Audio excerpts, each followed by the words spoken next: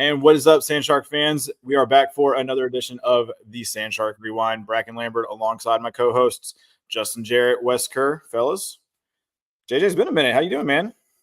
It has been a minute. I've been a little busy lately. Running around like a chicken with no head. Coached two baseball games today, or one baseball game, sorry. Two yesterday. A softball game Friday night, a softball game and two baseball games yesterday. A baseball game and a softball practice today. So I'm running on fumes, but excited to be with you boys. Yeah, Wes. We doing great. Just got back up from New England to see some family over the weekend. We missed you. Yeah, we definitely missed you on the call this weekend. It was Cam was Cam came down with bronchitis, so he was on the recovery. Well, ain't nobody got time for that. No, so he was thankfully he was feeling much better, and he joined me on the call, and it was we made it work on senior day. So awesome. A great day for Sandshark soccer. But we're gonna start off with our cross country head coach Terica Harris. Bring her in here for just a little bit. So T, how's it going? Welcome aboard. Good. Thanks for having me. Of course. Last time you and I did this sit next to each other. We did. It's almost that time again. That's right. I know. Indoor season getting ready to kick off. Yep. This weekend is PBC championship, cross country championships up in Gainesville. You know, we got a lot of talent, a lot of young talent. So what's the thought process going into this weekend? I think the thought process is just to do what they've been training to do. You know, we've been competing all season. You know, sadly, we had a lot of canceled cross-country meets due to the weather. But other than that, they've been progressing every meet. So you can see PRs, you know, if you look at the stats on a lot of our athletes from the first meet to now. So I'm just excited to see what they do at conference. I think they're excited as well, you know, to compete at their first. A lot of them, this is their first, you know, collegiate conference. So I'm excited to see how they perform there. You know, I'm hoping the weather is well and everybody's feeling good. So yeah, that's just the thought going into it. They've been practicing. We didn't have a meet this past weekend, so he was able to rest. So the last 2 weeks have been just some strong practice times, and then, you know, we just got to see how they do when we get there. Coach, take me through this season and the growth of your team and how you have helped this group continue to grow as runners and grow as athletes throughout these last 2 months, and just discuss the season leading up to the big meet over the weekend coming up on Saturday. Yeah, okay. So it's been busy for sure the last 2 months. The team has grown, not just on the cross-country side, but overall. You know, last year we had a total of about 20 athletes. That's men and women combined. This year we came in with about 50 total. So a very new team, a young team at that. So honestly, the first couple of weeks, first month was kind of just getting the team together, rebuilding the culture with the new athletes and trying to get them accumulated to the culture we're trying to set here with the program. So these first couple of months have them just been really the athletes getting used to the coaches and the coaches getting used to the new athletes as well. But they've been excited. They've been training. I have a great assistant coach. Coach Jake. He really works with our cross country and distance runners. So he has been training them a consistent schedule. So that's kind of been these last 2 months, getting them on a consistent schedule, getting them on the hang of being a college athlete, away from home, you know, being on top of their studies and their practice at the same time has been, you know, new to them. So that's kind of been these last 2 months. So we're excited to go forward. You know, cross country season comes fast at them. They started school. We had practice the next day, honestly, really before school started. So they had to really, especially my distance cross-country guys, we had to jump right in. And like y'all said, we do have a lot of new people, especially on our men's cross-country side, some freshmen, even a new incoming sophomore that joined the program. So they're all new to the team. But they've been doing well. They've been excited. They've been, you know, busy on campus as well. So we're excited for the season. We're excited to go through conference. And then honestly, they have about a week or so break. And then we kind of jump right back into training for indoor and outdoor season. So I'm just looking forward to completing this conference championship this weekend and then also start working into indoor and outdoor. I love that you've, brought Coach Campbell back into the fold, and he was able to. He's so good at organizing a race. You got to see that firsthand with the Sandshark Invitational last weekend. That is when he is really in his element, man. When he's Yeah. working a race, I love to watch him work and watch him. He'll give me an update all the time on the course. I think if we just, that little pump house, if we just Yeah. like love the course updates and how he's Yeah. trying to get it just right. But not only that, but you guys had that alumni race as well with the Invitational. I love what you're doing to kind of tie back to, because this program has had some really rich history over the years. So talk to me just a little bit about the experience you've had getting to connect with Coach Kimball and bring him into the fold, and what it's like to have that kind of institutional knowledge in house. Yeah, Coach Kimball started last year with me. So when I got back, Coach Kimball, I reached out, and then Coach Kimball said he was willing to help. So last year he was a lot of hands-on with my cross country and distance runners. But since we hired a new cross country and distance coach, Coach Kimball strictly told me, he said, Coach, he want to focus on Sand Shark, and an alumni run, because we were cutting into his golf game. So so this has been a great. Coach Kimball is one of those guys I can go to and ask any question and he will have an answer. Or if he doesn't have an answer, he's pulling out his phone and he said, I'm about to call this person, that person, because they have the answer. So honestly, it has been a great experience. We was planning a Sand Shark Invitational at LK 5K since about June, really. So over the summer, kind of just building it up. And it's new to me. So Coach Kimball knew, know how to do the whole thing. So I kind of was following him, asking him, like, wherever you need me, Coach, I'm gonna, jump in, whatever you need me to call. He's like, I've got it, I'm handled. So watching him kind of put it together had me excited for honestly the years to come to keep doing it. I think it was a great success for us to bring it back. Yeah. We had about 15 teams. And then also the alumni, they love Coach Kimball. So I always say that the alums, they love Coach Kimball. He was there for a long time. He told me he can't go to conference this weekend because, somebody's getting married. So like he's very close with them. So I actually spoke with Katie Mock after the LK 5K. First Sand Shark. Yeah, first Sand Shark athlete. So we talked about how we're going to get together sooner to start planning again for the alumni race next year.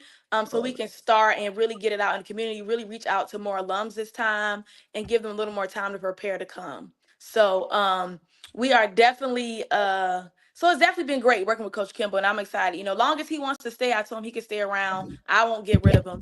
So long as he want to keep continuing, my goal is honestly, even if Coach Kimball stops helping, like to continue with the LK 5K and the Sand Shark Invitational every year. So that's the goal. Yeah. I've got the original LK 5K finisher medal right here. Terica put that on the checklist for next year, right? Get some medals. Oh, yeah. No, really. I PR'd that day. 22:07. Yeah, I was flying. So should I see I was you in the next middle year? of marathon training, so I was really in top form. It was a snack. Okay. Yeah, so she just said it. We're gonna see you there next year, right? Are we gonna see you there next year? I'd be shooting for like 40 right now. 40 I crossed that 45-year-old threshold and my body started failing me, bro. Hey, listen, as long as you cross the finish line, honestly, that's all that counts. I can do that. Yeah. I can make it to the finish line. Yeah. And that was my first cross country event besides our couple dual meets we've had on campus. And that was an absolute, it was awesome just to see how many teams were there. You were the school you were previously at Southeastern, they came out as well. So I bet you that was cool to see some old friends and all that kind of stuff. But as we progress with the Sand Shark Invitational, we put the bid in to host the Peach Belt Conference Championships next year. So how has that process gone? I know Coach Kimball obviously has been helping with that. We've hosted a couple of conference championships here in the past as well, which it's a great course. And JJ's probably a little biased because that's his home now over there. Yeah. Come to the Ville. But I mean, it really is. It's an absolutely beautiful course, and I got to see a lot of the pictures that our student workers got to, the trails, being able to get some video like that. It's a highly photogenic course as well. Yeah, it is. So as you guys, a great place to host a meet. I mean, that's what it really is. It's perfect. Yeah, not just having it in the Low Country, but to have Larry Kimball be able to curate it, and then just this time of year, it's absolutely beautiful weather and a great test for some of the elite runners, not just here in the Low Country, but beyond in the country at the college level. Yeah. I thought it was cool that Converse ran so well. You guys may not realize it, but Yeah. the coach, Mark Renix Jr., Buford guy. Mhm. So Yeah, that was cool. he is. Coach Kimball tried to recruit him. He always says that. He's like, I tried to recruit Yeah. him. Yep. And he came down here and he met with you, didn't he? Y'all just like met and had lunch or something like that, right? Oh, I can't remember. Probably. There's so many Yeah. His pops was our umpire that we took to Cooperstown with us. Yeah, Mark is a great guy. So Yeah, no, Great he guy. is. He's really nice. shout out Mark Renix. If you're watching. I don't know. He says he watches from time to time. So He frequently tunes in to the Loco okay. Media Network. Yeah. And he also wears one Loco shirts under his umpire gear often. He flashes it at me when I go out to a game. so Terica, as you guys are now progressing, cross country season ending and getting ready for indoor, you guys are going to be competing a couple times before the end of the physical year. With all these athletes, how are you managing that? You like you said last year you had about 20 and you've doubled that, and now we're almost at 50. A lot of freshmen. So how do you expect that them to compete? A lot of them who have never competed in track too. Yeah. I think they're gonna do fine. And not only have a lot of them probably not competing in track, coming from high school, a lot of athletes don't even do indoor. So indoor track and field is really going to be the opener for a lot of them for their collegiate experience for their first meet. My first meet is December 5th. Okay. We're going to Birmingham, Alabama. So that's going to be a lot, the first meet for a lot of them. Managing them has been pretty good. I have a lot of help. I have a couple of volunteers that help me. And with just being organized every day, I have a plan for practice. We get out there, get the work done, and kind of, go on about our day. But I think they're going to do well. I think they're excited to compete. So that's one thing I think that's always good about athletes, especially when they're freshmen coming to their first year of college. You practice for so long. Practice starts in August. By the time December comes, they're ready to see, what they have, how they have progressed as an athlete. Now, for a lot of them, it's going to be a shocker because indoor is not going to feel like outdoor. Some of them going to, hope they're PR, but sometimes that just doesn't happen. First time running on a 200-meter indoor bank track, the air is not the best, and it's very different. So I'm honestly kind of excited to see how they do at their first meet. But other than that, they're excited. I think they're going to be ready for their first meet, at least to shake off that practice stuff, and then they'll go on break, and then we're prepared for indoor and outdoor coming back in January. So it's been going good.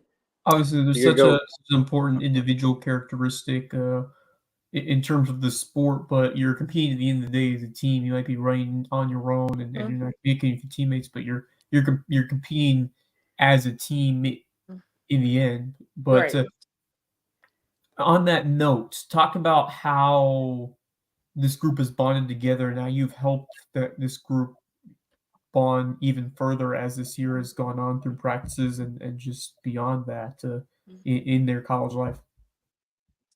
So yeah, a lot of my athletes also, they have came with teammates from the same school. So that kind of has helped as well. I have like 3 or 4 athletes come from some similar high schools. So they already came with kind of a bond, a relationship. But outside of that, them at practice, just watching each other practice, cheering each other on at practice, getting each other through practice has kind of brought them together. And honestly, all of them have a win mentality. They say every day, Coach Harris, we trying to win. Like, I want to win. And I'm like, I love you have that expectation for yourself. My expectations, we all want to win, but I also want you, to do well personally, a personal best. I always say one race at a time, one meet at a time. And that brings together championships. I always say if you take care of yourself as an individual first, that's also helping for the team. So I always just want to remind them that long as you are preparing to do your best, then your best is going to help the team. If everybody come together and do their best, that's how we win championships, So I think they are aware of that. All my athletes, they want to do better. They want extra practice. They reach out for extra practice. So they go into the trainers, they make sure they're healthy. So I think with that mentality, and also they're all young, they're all excited. They don't want to lose. They don't want to lose. So that kind of right there alone kind of brings them together as a team. Heck yeah. That's that kind of along those lines. What it sounds like the prototype you're looking for in a recruit, some of the qualities you're looking for. It sounds like you like competitors. You like people who want to compete. So I guess give me a little bit more about your your checklist, the boxes you want kids to check when you're looking for recruits? Yeah.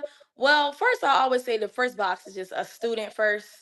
Yep. I always say you're a student first and then an athlete, because if the grades aren't there, if the discipline is not there to do the schoolwork, the discipline won't be there to show up to practice on time and get what you need to be done. So outside of that, yes, like you said, competitors. I want people that want to compete. I want it to be fun. I always tell them that I never want track and field or this sport to feel like a chore or to feel like a Right. job, because when you start feeling like that, you lose the love in it. So I always tell them I want them to always continue to love it, but please be competitive. At the end of the day, Yeah. you want to win, your team wants to win, your coaches want to win, you want to represent your school well. So competitiveness, and also team players, just looking Yeah. out for your teammates. We are our school, we don't have a track right now, so we do a lot of practice on different facilities, different campuses around school. So being able to show up, being able to adapt to your environment, and also make sure you hold yourself and your teammates accountable is also big when I look at recruiting. So yeah, just being competitive, being able to adapt, holding yourselves and your teammates accountable, and keeping your grades at the forefront. At the end of the day, we all want to Yeah. graduate. That's what I want them to do. So those are kind of some main things I look for in my athletes. Yeah, they're all really good kids. Haven't got to meet everybody yet. Hopefully when we talk media day and headshot day, just get everybody out there and get to know, put names to faces. Seeing a whole lot of names on there, and that roster, that men's roster, my goodness, is this long on the computer. It's great. It really is. But yeah, as we prepare for that first meet, let's hopefully not have a bus breakdown. That was the first experience I had in an indoor meet.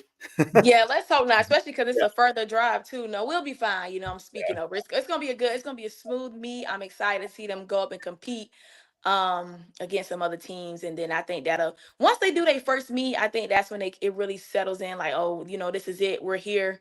And then it kind of give them a little idea of what they need to work on for the rest of the season, to prepare for indoor conference and prepare for outdoor season as well. Yeah, and that facility down here in Gainesville is pretty awesome. And that for indoor. Yeah.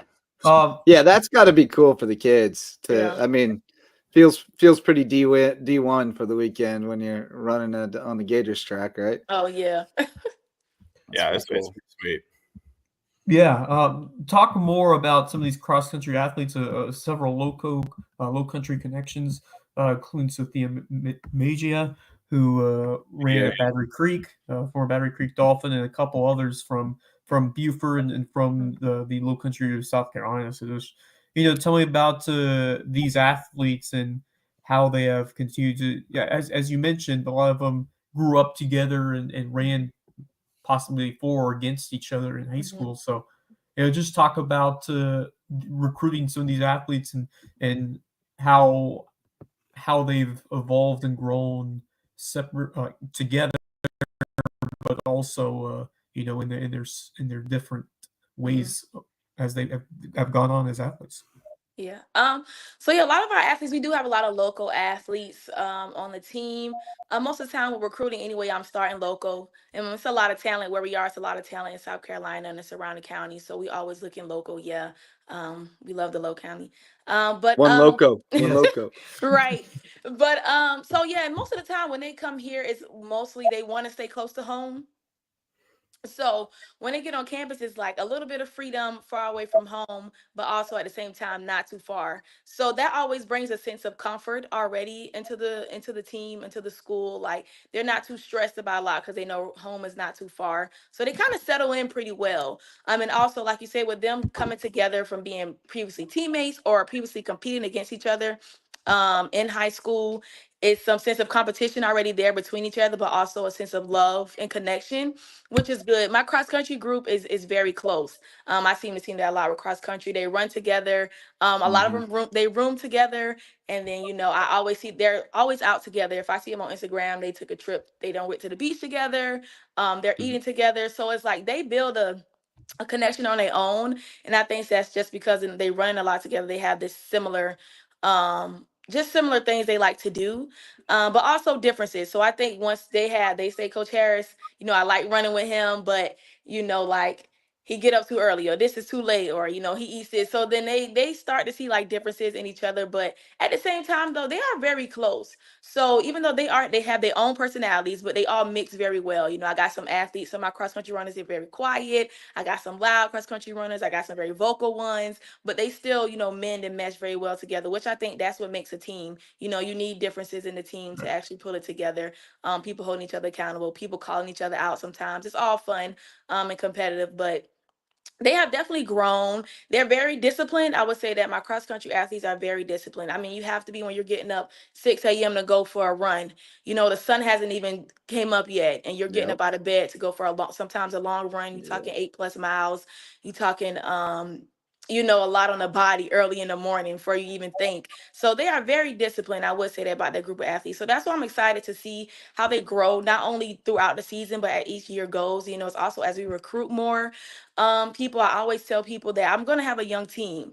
At some point it's going to be a very young team. Right now I have a lot of freshmen. So next year when I recruit more freshmen, it's going to be a handful of sophomores and freshmen. So I'm excited to see how this young team will grow, become very competitive in the Peach Belt as we go forward. Yeah, they are young, but that foursome of Elliott, Jeremiah, Beckett, Noah, and they're always together. Yeah. And then like I said, Yeah, and they work. cross country is a little bit more of a transition than some sports from high school to college, especially for the guys, because you're going to a distance that most of them haven't competed at. Right. So, I think sometimes we lose sight of that, or some casual people may lose sight of that, but like that transition from high school to men's cross country in college is no joke. It's a different kind of race when you get to 5 miles. Yeah, and then you can hear that sometimes in there. They like, Coach, I never ran an 8K before. Like, this could be my first 8K, especially at that first meet. Now, a lot of them, that was their first 8K. But with the training, it helps. It helps calm their, nervousness, because we built them till they got to that mileage. When they come, Coach Jake is good at starting them where they are and then building them up to where it's time they're going to do well at the 8K. So I think that helped with them in their training. Like, we didn't throw them in and immediately say run an 8K. We know you've been running 5Ks, so let's start there, build there, work your way up, work your mileage up week by week, so you can get used to running that many miles. Because honestly, a lot of them run 5+ miles anyway in practice. They just haven't ran in race pace. Yeah. So that's just getting used to, getting in a race. So they feel it. Well, and they may have even run 10K races, but 8K is just kind of an awkward distance. It's the only level really where you see that distance. So it's just kind of interesting. So they're good. Like I said, they work hard. They showing up every day to practice. They locked in. I always say about my cross country runners, they are locked in for sure. And they're ready to do what needs to be done to be successful, to help themselves and their teammates. Give me a little preview of Saturday, this Peach Belt Conference meet in Gainesville, Georgia, about the course over there, and about some of the teams that they'll be facing in this conference meet. Yeah, well, they're gonna be up against, North Georgia and Augusta and Flagler. Those are some of those top teams out there. But also we got Lander right there, on us.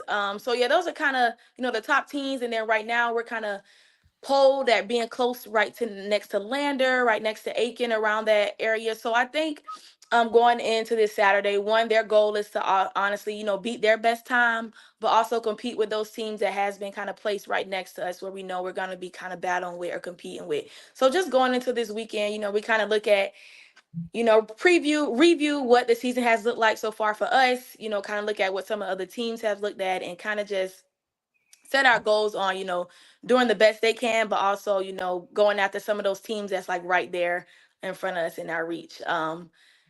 So yeah, that's kind of just the plan going into this weekend. Nothing crazy. I just want them to go out there, do their best, be competitive, and then also, try and get some of those guys that's going to be close, like your Lander athletes or your Aiken athletes that are going to be, right for grass.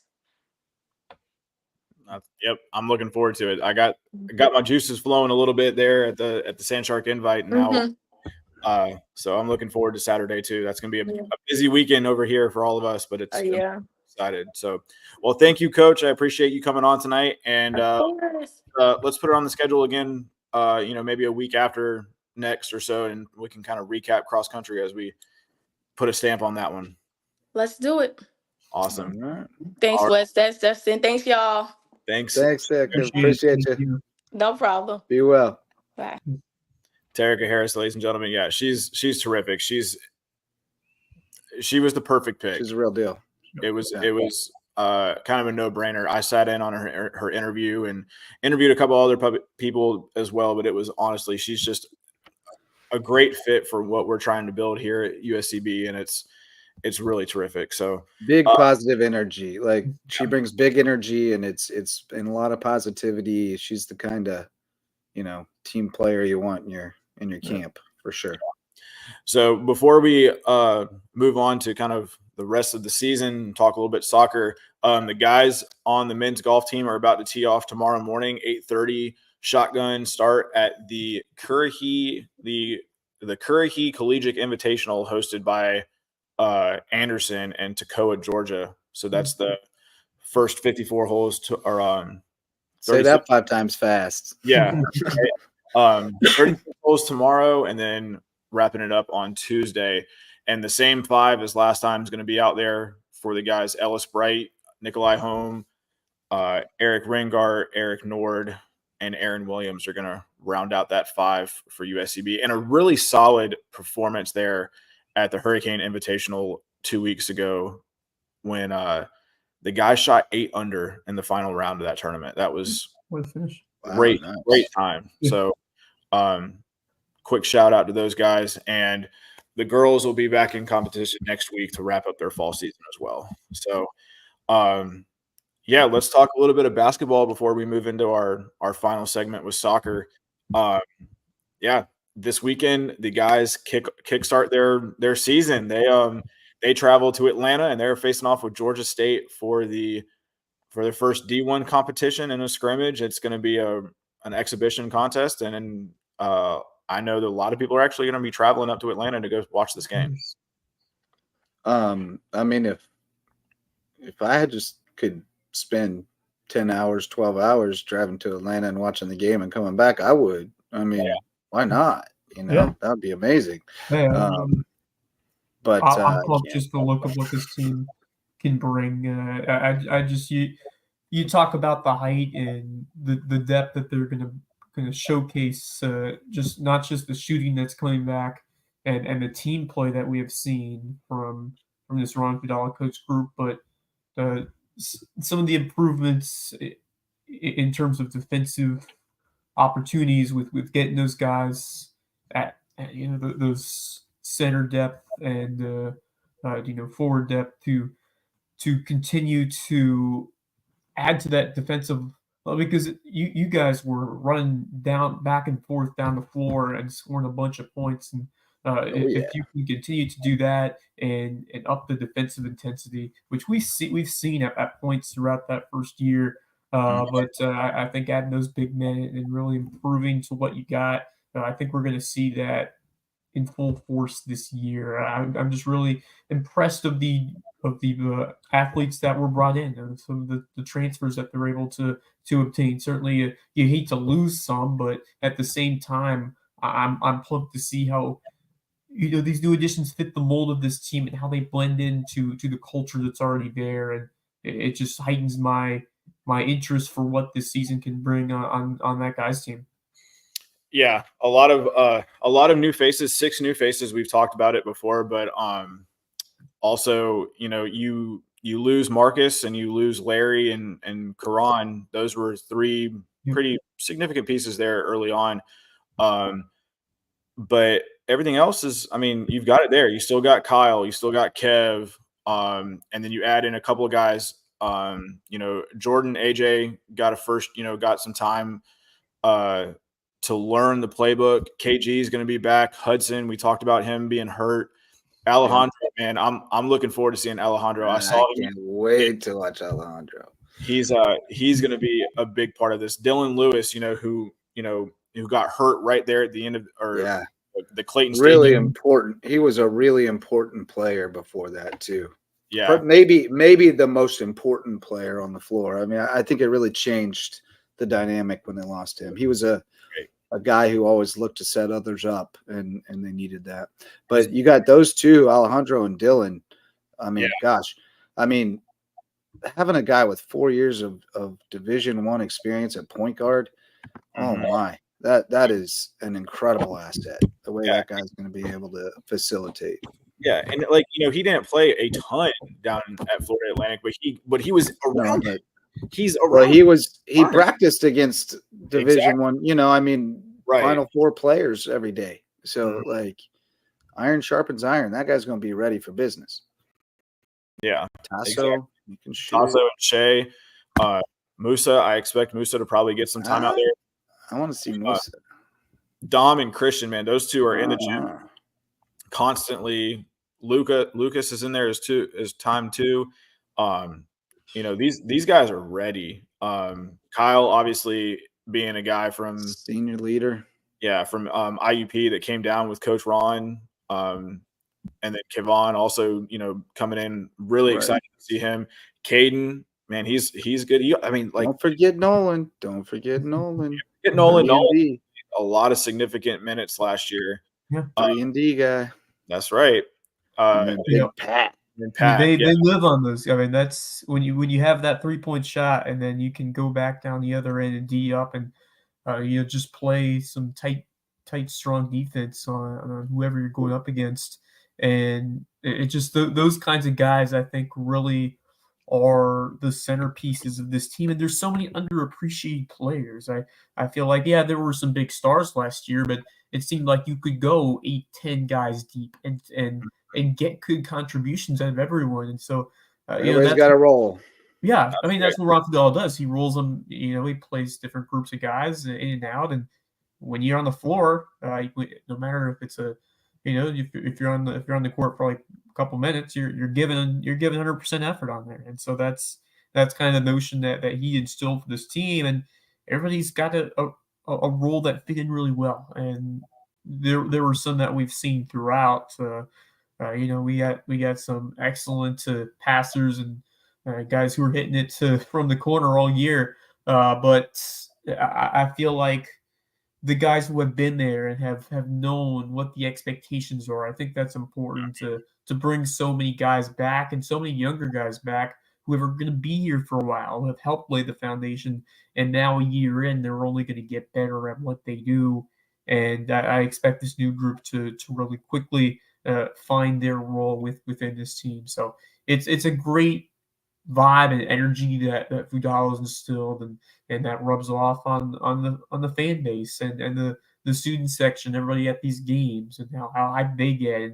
It's just a great atmosphere in the Cove and just at large at USB basketball. And I was just really excited with all the improvements that you mentioned that we made to the game day experience this year once we get to basketball in the Cove. But it's awesome that we're only a few days away from the first exhibition game, and then you're really able to judge, where you need to go from there, because it's important for the coaching staff and important for the players. You want to perform well, and most importantly, you want to know how you want to get better once you get into the meat of the season. So I can't believe we're already here. We're getting ready to tip off. It seems like it just ended yesterday. It's cray-cray. We will have a scrimmage here at the Cove. It's just not on the schedule. That's one that Ron was like, let's just we'll talk about that one when we get out there. That one will be low key. That's a little low key one, but it's on the DL. He definitely wanted the D1 game on there. And it's on Georgia State's schedule too. That's a cool thing to see our logo on a D1 too. Yeah, so, it's awesome. It's an opportunity, man. It's an opportunity. That's a treat. That's what you want to. It's a marketing program that's growing, a marketing program that's getting respect in just year two. And a program especially early with the way how many points you put up on the board each game, and people were saying they were impressed. And especially in Division II basketball circles. They were impressed. They're asking, what's going on at USCB? Got their attention. Is to average 100 a game. That's the goal. Yeah. All right, let's go. But then on the flip side, man, the women's squad has also better bring my cough drops. Yeah, bring them. But the women's side, man, I'm super pumped for the women's game too.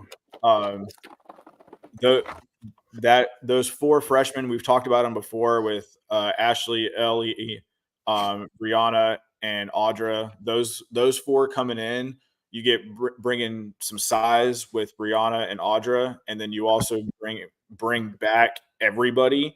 With Lydia and Sheridan both coming off of coming back from injuries, those 2 are going to be key contributors. Obviously, you've got your freshman of the year in Janiyah. One of your girls, Mighty Mouse. She is looking great out there. Bart also going to be a key contributor. Primo, again, Coach V is going to say that she's basically a sophomore because she only got to play a few games at Oglethorpe before coming back. Kmar also got a ton of time. Audra, a 6 foot. I don't think she's 6 foot. I think she's like 6'1", 6'2". She's a lot taller. Okay.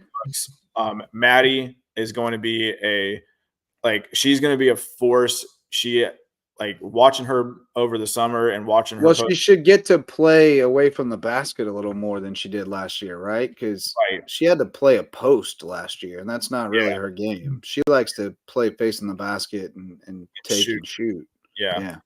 And then Ashley, so Ashley really was like, man, I want to come down here. I want to play here. She went after Coach Brady and Coach V. All right. So she recruited us. I like it. That's a big thing. Ella also got valuable minutes last year. She did. She grew a lot too over the course of the season. And the thing is this team is just so well. They mesh so well. They're like Coach Terica said, they're always together. They're always doing stuff.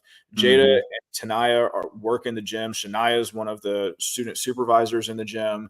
So it's all of them are always around. They're either in the gym working out together, in the weight room, or they're in the gym shooting. So I'm really excited. And then I will say Lydia and I are working on something, so we can't wait to kickstart that this week. Okay. Something really big coming back. 100% right, Libby. Chemistry is the secret. I mean, when you hear when people talk about teams that the whole is greater than the sum of the parts, chemistry is the difference. And it's about playing for each other. And when you start playing for each other, that's when the special stuff starts to happen, because you start going above and beyond, what you would even do for yourself when you're doing it for others. And I think this could be a real breakout season for the women. I think that, like you said, some of those girls that in reality, when the roster was recruited, a lot of those girls weren't going to play last year. And if they did, it was going to be really sparingly, and they got thrown in the fire, man. And, you found out whether they could go or not, and they could go. And so, I think we got something here. Bringing some size allows people to play their position more. Almost everybody was out of position. From the 1 all the way through the 5, with the the 5s, I guess, were in position, but Shania, really, you'd rather play her at more like a 4, and let somebody else be the 5. So the pieces look to be there. They did not have the pieces they needed last year because of the injuries, but now the pieces look to be there to fit the plan, and it could be pretty cool. Yeah, I'm super pumped. They're in there getting after it early. And it's just that mentality. Who's going to be it kind of is a way of who's the first person coming into the gym? Who's the first one coming in? And it's and Primo's always one of the first ones in there to get some shots in. And she just loves it so much. She's sitting there watching the men's practice instead of going back to I believe it. Or just going and hanging She's out. A junkie, man. She's a hoop head. Really is. So first game November 9th is that's right around the corner. We're just so that's going to be exciting. First 2 home games. The girls or the women's team has 5 home games in the fall, while the men have 1. So there's 1 doubleheader. So they've got a couple of games. Don't play a home game until the 23rd, and then don't play another one until January 4th. Yeah, it's definitely a while. And Coach Ron said that was just to get those guys in Pennsylvania some. I mean, they're playing 3 home games in Pennsylvania, right? Some of them. Yeah, you got Pitt Johnstown, West Virginia Wesleyan, and IUP. So I mean, those are all relative. They're within driving distance of right there. So Right. So that's going to be exciting for them. Got a couple of exhibitions in the middle of the season right there with Payne and Voorhees. Those are the return games from last year. Yeah, the NAIA return games. Yeah, and then the Friday after Thanksgiving, going down to Barry, get to go see my man Jay.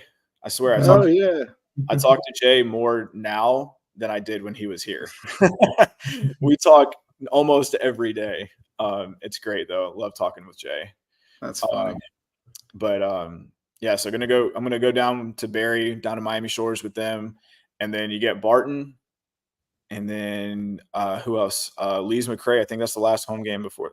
Last home game, and then they go up to Regent right before the break happens. So a lot of good basketball coming to the Loco here. Next 2 months. So, I'm super excited for everything on. And then you open up with Clayton State at home. So there you go. It's an exciting day, man. Exciting times here with USCB basketball.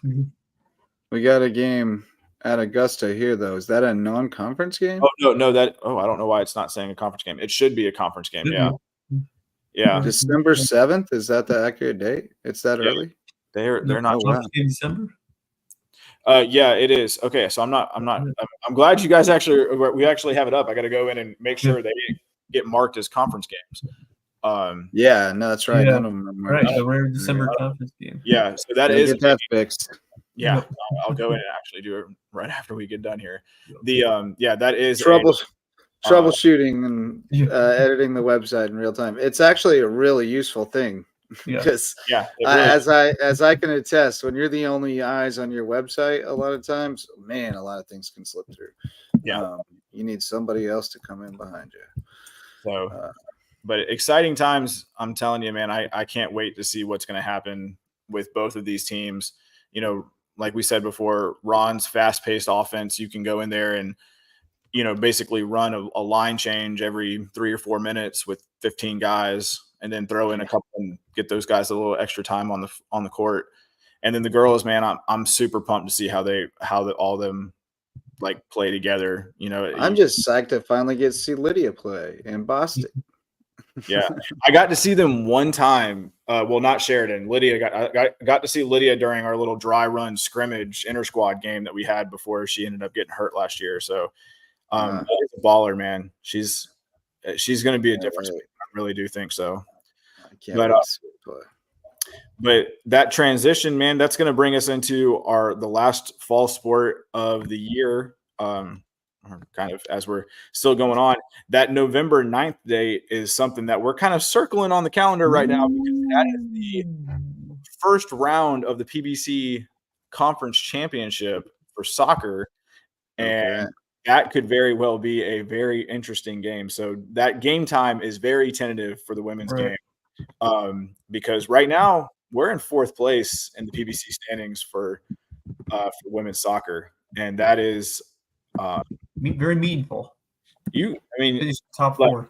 Yeah, that's the goal. Obviously, you want to host a quarterfinal. You're hosting the game, and that's the exciting part right now. You have a heartbreaking loss against Lander on Wednesday last week. Horseshoes and hand grenades. You can say how close it actually was, but to come down from 2-0 and score 2 goals and get back in that game. Wes, you were on the call for that one, so what do you and I said how much Lander was dominating that game the first 45, and the Sand Sharks, they couldn't keep control of the ball, just making passes that didn't hit their mark, and they just didn't look in sync the first 45 and a bit into the second half as well. And then you got that break on a Jenny Hesby shot that went off the post and in, and that kind of energized everybody. And then everyone picked up their game, and then they got that next goal off a beautiful setup from Beltestad off of Josiah Pack in the net, and all of a sudden it was a 2-2 game, and just unfortunate to get you thought you were going to secure at least a point there. You had some opportunities to late to maybe get that go ahead goal when it was 2-2. Just didn't go in your favor, and just that's a tough one to let slip away after you battled back to that degree. And I just felt the last 30 minutes like they were beating the other squad to all the 50-50 balls. They were beating Lander to those loose balls and just showcasing their hustle late in that game, and that was critical and helping mount that comeback efforts. But give credit to Lander for fighting back and drawing,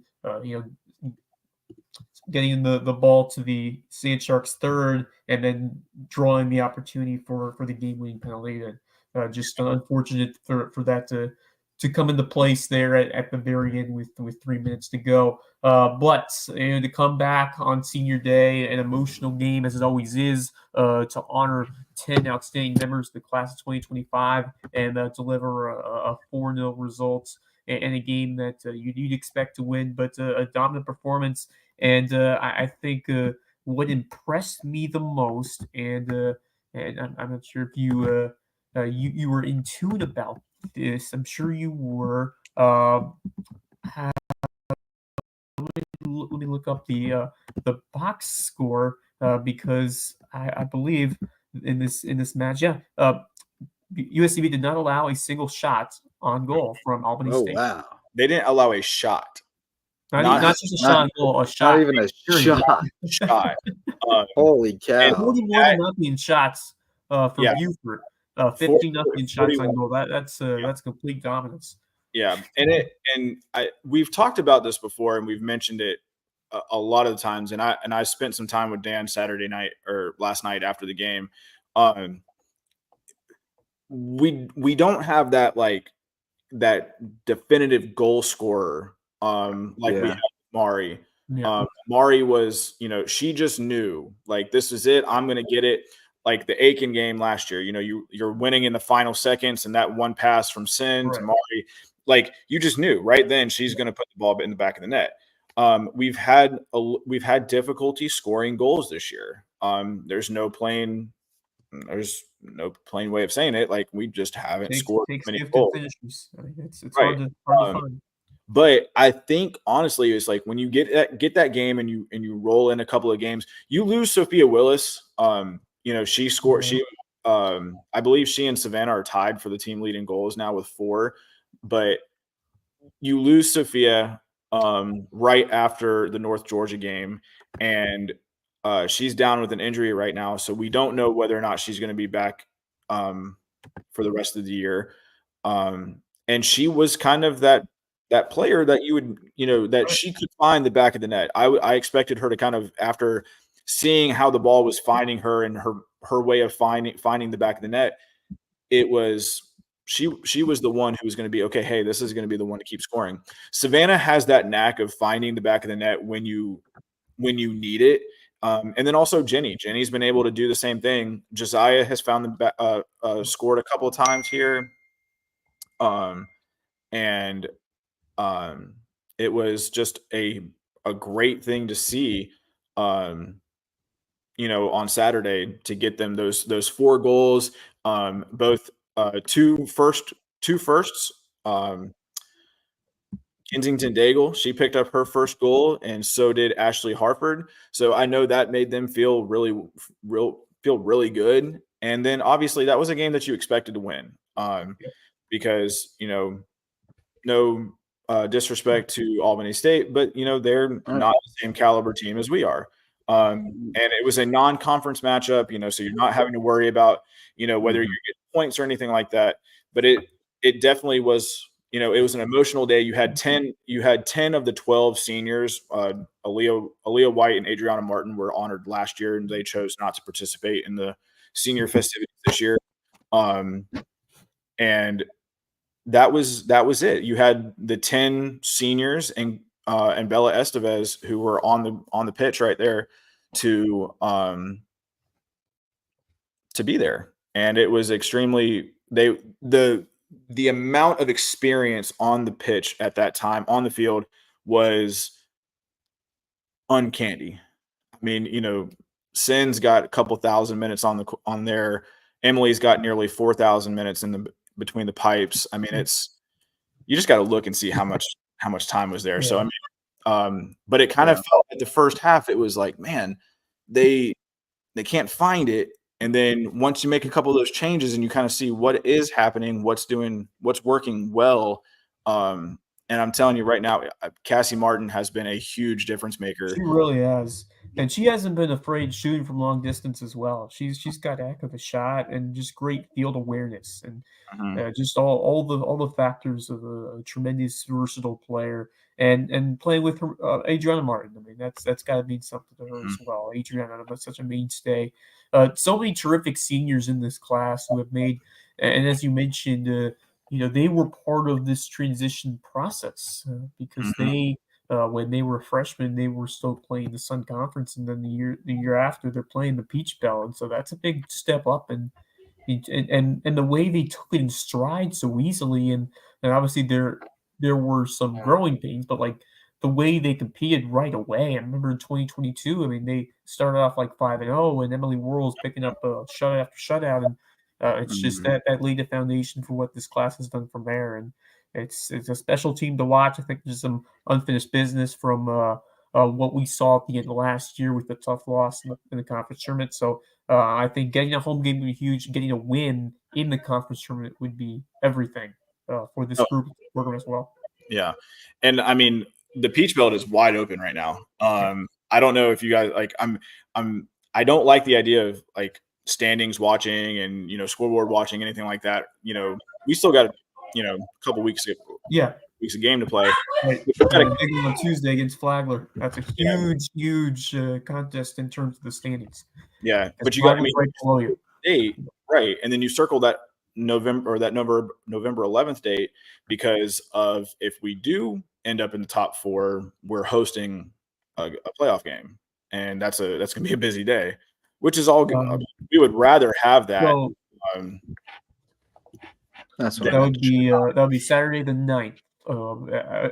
Saturday the 9th of November, which would be the quarterfinals hosted by the top 4 seeds. So, which would be quite a crazy afternoon of St. Charles Athletics if we do have a top 4 finish in women's soccer. Yeah, no, Tuesday's game against Flagler is going to be huge. You really want to go in for you want to get that win. Obviously, Flagler has been down a little bit this year. Clayton State has been on top of things. They've been a very solid team. And then Columbus State, the last game of the year, they're just, they're the number 3 team in the country, and it's going to be a tough game. But I mean, we were looking at the standings last night, and all of a sudden we like flipped it, and Georgia Southwestern jumped ahead of us, and we were like, wait, what happened? And Georgia Southwestern has now beaten Flagler on the road and North Georgia on the road. So, I mean, just a huge turn of events. How it broken up. Right. You look at that game with Lander, and Georgia College beat Lander too. So they didn't pick up 3 points that, where you circle those games and you're like, oh, maybe that's one that they probably should win. But it is take nothing for granted. Right. That's right.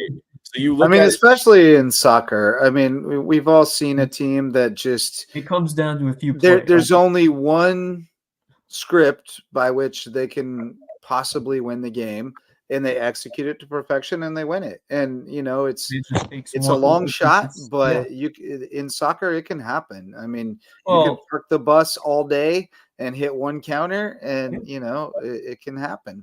So you never know. Yeah, I mean, you wouldn't look at that game against Georgia Southwestern now is looking really, really good that we picked up that win on the road. Huge.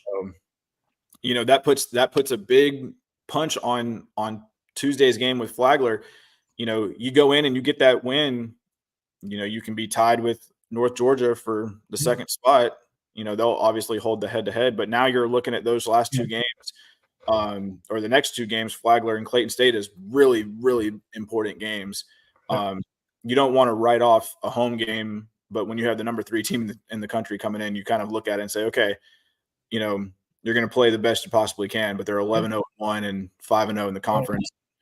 They're just, they're blowing, they're blowing teams out of the water. They beat Albany State 17-0. And it was, yeah. So we're right there in the thick of it, and I can't wait. It's going to be exciting to see how all of this transpires throughout the rest of this these next 2 weeks, and get out there to win a game. Again, you don't take it, like you just said, JJ, you don't take anything for granted. You don't look at that game and say, oh, hey, that's going to be a guarantee. I went with the assumption that Lander was probably going to beat Georgia Southwestern, or not Georgia Southwestern, Georgia College. And it didn't happen. So you in your entire just goes to show how close this conference is and how unpredictable. If you get in the conference tournament, you can go on a run. I mean, this team has shown it can go up against anyone. I expect the Columbus State match to be a competitive and tight one. If they play anywhere like they played against North Georgia, man, that's going to be a tough game for Columbus State.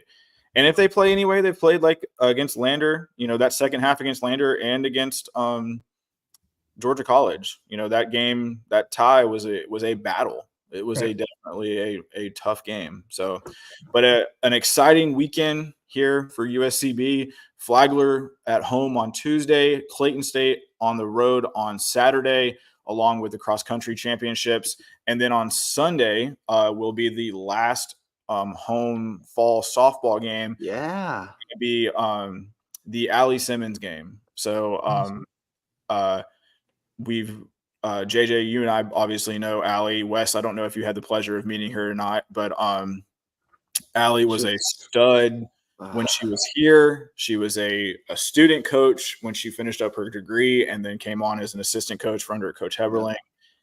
And just an absolutely incredible person. And she's, still battling with breast cancer. And so the Forever Sand Shark campaign, where we've been wearing the pink warm-up shirts for a lot of these the parents, parents who have lost a battle to breast cancer. The FSW are all in there for Ellie Fielding's mom, who's tragically lost her battle of breast cancer long time ago, but Allie Simmons, and then Kristen Wiley, her mom is dealing with battling breast cancer as well. So we've been donning pink warm-up shirts throughout the month of October, and SAC will be out there to kind of promote the game. Allie will give a little pregame speech, throw out the first pitch, and really be a part of it. So that's wonderful. That 99. She's the head coach. She's head coach at Pendleton now, right? Yeah, she's the head coach at Pendleton, and she turned that season around. Another local kid, Elena Arant, who they grew up here. The Arants were her dad was the pastor at Water's Edge Methodist Church for a long time, and then they moved back up to Anderson, and so it's a cool connection because Anna's helping Allie coach up there at Pendleton. Allie's one of my all-time favorite people, man. Huge fan. I was just, as soon as you started talking about her, first thing that came to mind about her playing career was game down at Embry-Riddle. And I don't remember if we won or lost the game. I think we lost a tough game down there. But I was good friends with their SIDs, of course, and Ryan Mosher was texting me back and forth during the game. It was either him, I think it was Mosher, but it could have been Michael Pierce because he's usually on softball. But one of those guys texts me and says, man, your shortstop is an animal. I want to say dog, but we didn't call people dogs back then, so I don't know what he said. But, she's a beast. And I said, oh, what happened? And he goes, dude, she puked on the field a while ago and she just hit a home run. Like, yeah, that sounds about right. She's going so hard, she's throwing up, and she just keeps playing and keeps battling. And he's like, she's making every play after she puked on the field. It's unbelievable. But that was Allie. So no surprise that no matter how many times the cancer comes back around, she keeps swatting it back down and fighting on. Doesn't slow her down. Amazing kid. Yeah, she's now. Terrific kid. Or I mean, she's a kid. She's my age. She's not a kid no more, but she's a kid to me. We were classmates. Both comp studies. I say kids because dealing with you were classmates, but she was far more mature than you were. But anyway, she's a phenomenal, and she is a part of our Sanchar family. Goodness bless you, sir. Allergens were kicking it at Paulson Stadium this weekend. Yeah. So I mean, we wear those family shirts, and then we talk about family and all that kind of stuff, and it really is a family. They're the tight knit core of this department. It really is. You've been a part of this. You were gone for a few years, but we're back. But you're back. I was always watching, though. Yeah, from afar. You've always been a part of it. Always been. Yeah. You got to cover local sports, and it's right here. So it's just great to bring everybody back. And Allie obviously not only was a player but a coach, and has been a part of our family for a very long time. So if you don't have anything going on Sunday, head out to Hardyville and catch the last fall softball game with Georgia Military Academy, and that'll be a great game. I'm sure of it. Get the girls out there. They're excited, I know, to have Allie out there. Get some alumni out. Just saw a whole bunch of pictures of that core, that first four team, those players in the first four teams celebrating Amanda Brown, who's getting married. So really excited for all of them. Sam Bolin, Sam Furr's got a couple kids now, and still keep up with Whitley and Christy and everybody like that. They're just great. Taylor Triplets engaged. Different sport, but I saw Danny Borjas's beautiful family picture, soccer player, today on Facebook. Made me smile. So yeah, I mean, you talk about that alumni. Terica talked about bringing those alumni in. We've got a great core within the softball team as well, and some diamond royalty there with Christy and Michael Each. Yes. So we got to get them. They got babies, yeah. They got two. Yeah, they got. I bet they're going to be able to pitch. Oh yeah, I mean, you can imagine so. So it's a great. I mean, that's the one thing. Again, we talk about family, and we really want to grow it up. Yeah, bring this alumni base back. It's 20 years of a baccalaureate school, and closing in on 20 years worth of athletics. I mean, that's a couple years away from 20 years of USCB athletics. Can you believe it? Wow. It's crazy. No, I think about it often though, because I have to keep reminding myself, because when we hit 20 years, we need to do some kind of,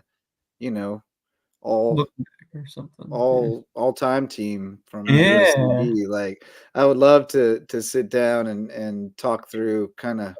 I mean, maybe we even make a podcast of the process of picking it, where we sit down and we're like, here are the candidates, and we compare them, and we pick our our first 20 years team, our 2-decade team for USCB, because there would be some hardy discussions on some of those positions. Really, I mean, it would get tough to pick, say, 5 starting pitchers, or there would be some positions where you go, holy cow, David O'Neill versus whoever, I don't know, but some of those early on, you know what I mean? Some of the early guys, Nick Payne versus whoever the best catcher of the last 10 years has been.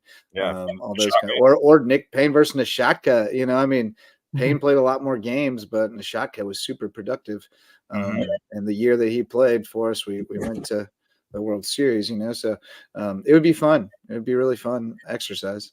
20 years Hall of Fame, maybe that's where we kickstart the Hall of Fame. I think that's a good starting point. Good round number. You've got that was always my idea. I always figured at 20 years was a good number to start a Hall of Fame. Well, we got to get that committee going and seeing what we need to. But I think you got to be.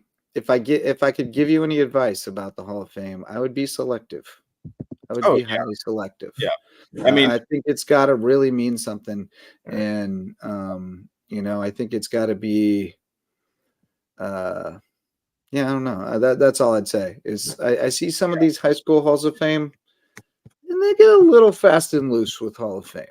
Yeah, I think it's got to. I think I mean, there's a mix to it. I mean, that's great to see all the honorees, but I do think there's something to say about making it to more prestigious and selective in a sense. Yeah, it's a Hall of Fame for a reason. Like those are. When you talk about Major League Baseball, and there are people who argue, okay, this so and so Hall of Fame, so and so. Now I like a big hall for baseball. I am a big hall guy, but sure, I'm just saying there are good players. I mean, there are players who have great careers. Then there are Hall of Famers. There's a Hall of Very Good. Yeah, there is a Hall of Very Good, and I think that we have a Hall of Very Good. But then you have your elite numbers. You're talking first ballot Hall of Famers, and then we get that.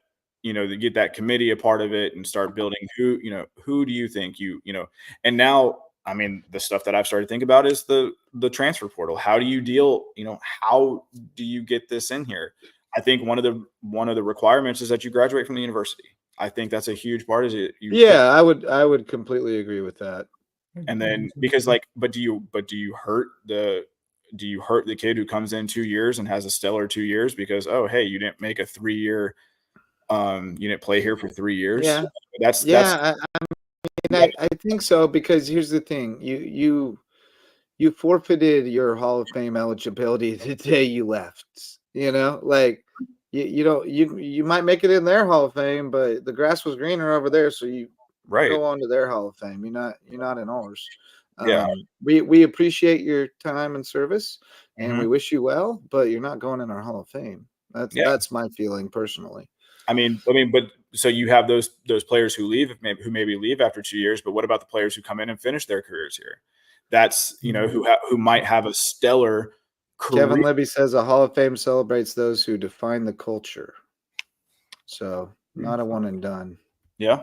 So I mean, it's a great conversation to have, and the fact that we're just a couple of years away from our 20th anniversary of USCB Athletics is something to celebrate. I will say, maybe this is what he meant. He said recruit a one and done. So if you don't graduate from the university, but it's because you go to the league, we'll put you in the Hall of Fame, the Athletics Hall of Fame for show. I mean, you got two guys who were drafted from USCB. Heesh and Price. And Price. And Price was a 1-year guy. I'd say no on Hall of Fame there. Heesh, I'd say absolutely Hall of Famer, and he was only a 2-year guy, but man, they were program defining years, and he went on and represented well in the minors for a good while, and he was proud to be a Sand Shark and proud to graduate as a Sand Shark, so that would be a no-brainer for me. Yeah, and then you look at Christy. I think she's a no-doubter. 2-time pitcher of the year in the conference. 2-time pitcher of the year, 8 no-hitters, 3 perfect games. I mean, all-time wins. She'd be a pretty easy one for me as well. Yeah. I think Ashley Morris would be a strong consideration. He was a first-team All-American, if I'm not mistaken. So that carries a lot of weight. Betsy Douglas would be an easy first balloter. Anthony Vecchio might be a first balloter. Yeah. I'd have to go back through some of those. Anybody who was like an All-American, I think that's pretty strong Hall of Fame credentials. But I think you'd have to keep the first ballot pretty small, because you got to keep some in reserve for next year, right? You're going to do it every year. You can't give them all away. That's how you end up giving it to a bunch of nobodies in year 10 or something. Yeah. I mean, I've thought about this, I think I started thinking about this when I joined back in 2022, with Mitch and all that kind of stuff. But I mean, you look at that, Wes, we've There's going talked to be a bunch of golfers you got to consider too. a bunch of golfers, but then you look like Mari, Right. Yep. And then- She has a clear case in my opinion. Yeah. Especially leading your all-time goals, points, assists, Yep. leaders. That's pretty much a lock right there. 2 more assists for Sin this weekend. She's 3 away from the all-time record. Ooh, Emily Worrell's making a pretty good case too. Emily Worrell's I a huge. agree. She'll never catch the saves. No, No, but that's product of yeah. That's because she played on a team that could deny shots. That first-year team was never going to play a game where they allowed 0 shots. I assure you that. Yeah, but then do you look at Chelsea? Do you look at Chelsea's? Yeah. It's like, Yep. Obviously, you have some legacy ones. Alexa, all that kind of stuff. Haley Pena, a lot of the golfers. Ashley Mead. You look at a couple of these golfers from the past years. Ashley Mead's the all-time leader in nearly every individual category. Jacob Peters or Jacob Thomas. Jacob Thomas. Yep. Yeah. Jacob Thomas. He's one. I mean, you just look at it and you're like, man, this Brad is Curran was a old school golfer that would get some consideration. Chris Lane. Yep. On the girl side, oh man, there were some really good women's golfers. I don't know which one to list first. I'd have to think about that a little bit. What's that? Record books are up to date, so you might go take a gander. I might go take a peek. Yeah, I might have to go down memory lane. Remember some people. And then there's you look at the track and field. Goodness gracious, you're looking at that. Yep, Brandon Gordine. That was one I definitely thought of. Former roommate. Yeah. Well, brother. Dude could fly. Faith Calloway, like some of those early girls. Mm-hmm. I'm trying to remember who had like the best national marks and stuff, but we had some. Joy. Yeah, Joy would have to be. I don't know if she graduated though. She might not be eligible. Yeah, I think that's a credential that you put in there. I do too. I mean, that's part of the deal. Yeah, you walk across that stage and you get that degree. But then how do you do soccer? You do defensive players. You look at. I think you have a great case for both Adriana Martin and Aaliyah White. I think those two. Yeah, you're right. Yeah, both are. I mean, you just have to weigh the credentials. You sit down with your committee and you lay out kind of a guideline for eligibility to get on the ballot, and then you vote on the ballot. Like if you got to have all conference, you just kind of, we'll figure it out. I want to be on the committee. I'm pretty sure you'll be on the committee. I think it'll be a huge thing if you are not on the committee. Okay, good. I think we're going to have to be on the committee to. I love to hash these kinds of things out, man. Like I love comparing things and arguing the pros and the cons and looking at it from different angles. That's my favorite. Yeah, that's my favorite. But I love the idea of a 2-decade team, seeing where we're going with that, and then building up all this. So it's going to be a fun time here in the next couple of years as we become a full-fledged D2 member. Hopefully by this time next, July of 2025, and we're competing for national championships. So Kevin says our graduation requisite is misinformed. He thinks it should not be required. Well, we'll hash it out as a committee. Yeah, I think it's a great thing to hash out. So, well, I guess maybe it shouldn't be a requirement, but it certainly is going to be a factor for me, like a consideration. Yeah. Like if you've got 2 people that you're considering and they are somewhat equal, for me, if you were a 4-year person or graduated, that's going to be a big trump card over somebody who left. Yeah. No matter what you went on to do after you left. But that's true. Like if Marcus Overstreet, for example, he came, he's freshman of the year in the Peach Belt. He gets an opportunity to go to the Division I level, which no one can really fault him for wanting to seek that opportunity and challenge himself and see if he can do it. He goes to Mercer. If he's the conference player of the year and he ends up in the league and, he started his career here, you got to give that consideration. But then if you have another guy who goes to the league and he played all 4 years here, right?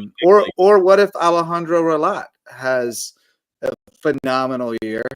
And then he goes and plays overseas for a few years, continues to grow his game. He comes back and plays in the NBA.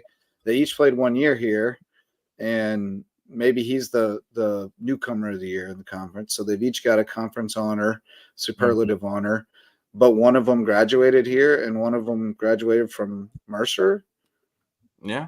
It's for a lot, you know. It's definitely something to consider. I think. I mean, I always thought that the graduation part, you know, because it's a USCB Hall of Fame. Yeah, like yeah. You're focused on the USCB part of it. Yeah. You know, it's not I can see it from both sides. Yeah, I could also see maybe saying that that getting a degree is a requisite. But then that also rules out a one and done, you know, a pro potential. Yeah. And I'd certainly feel like if you had a kid who left after his junior year because he was told he was going to get drafted, and then he got drafted and he ended up going to the league, like that's certainly, you should put that person in your Hall of Fame. Duke wouldn't deny that person from the Hall of Fame, you know. So that we figure out and, you know, ask around. You know, Aiken's got a pretty solid Hall of Fame. You know, you look at a couple of other schools around the Peach maybe and see how they do theirs. You know, you've got some surefire Hall of Famers, I think, just from numbers alone. A couple of football players and softball players, golfers, and all that kind of stuff. And, you know, and that's the beauty of it is that we've had just in 20 years, we've had a very successful core of athletic, you know, performances. So, but this is something that we're definitely going to get to hash out over the next couple of years. And maybe we come up with, maybe that's something that we put on the docket for the summer, you know, talk about how exactly. Yeah. And summer's the time. Yep. All right, guys. Well, I know we kind of got on a ramble there for the last 15 so minutes or anything, but it's great. Fun. We always love it. That's what we end up doing. It's kind of like the off the air. After we did Loco After Dark on the air tonight. We just went ahead and had our post-show conversation out in the open. That's right. So, but want to thank everybody who watched tonight. Wes, JJ, thank you all again for coming on again. Thank you for Terica to join us for another episode of the Sandshark Rewind presented by Tanger of Hilton Head. And we will catch you guys next week, hopefully after some big conference wins or conference PRs and a big win at soccer, and get ready for another huge week of USCB athletics. But for Justin Jarrett, Wes Kerr, I'm Brackin Lambert, and as always, keep those fins up. We'll see you guys next week.